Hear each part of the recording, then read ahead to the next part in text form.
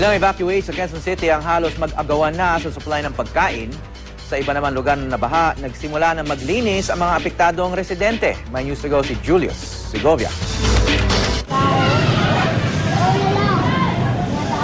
Ano man ang nalalabing lakas mula sa ilang araw na pagkapuyat at pagkagutom, ibinuhos ng mga residenteng ito ng Araneta Avenue sa Quezon City sa pagpila para sa relief goods na dala ng isang nagmagandang loob. Nasaksihan ko ang desperasyon sa kanilang mga mata sa mga palad nilang naghihintay na maabutan ng anuman.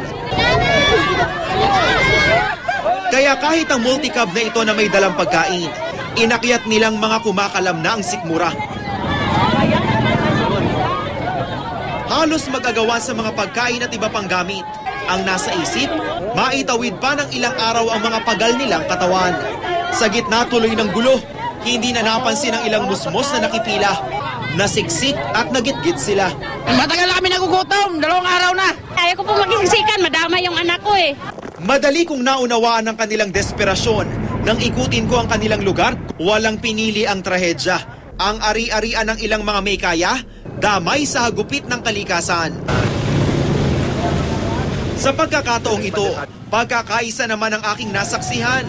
Mga residenteng tulong-tulong na nagpala ng putik sa kalsada. Pati mga basura, sinalansan. Sa puneraryang ito naman kung saan 5 katao lang nalubog at isang makina ng karo ng patayang nadamay, isinantabi muna ng negosyante ang pagkalugi. Safety first yung buhay muna ng tao kaysa yan. Makakabawi rin naman, kaya lang hindi natin masabi kung kailan.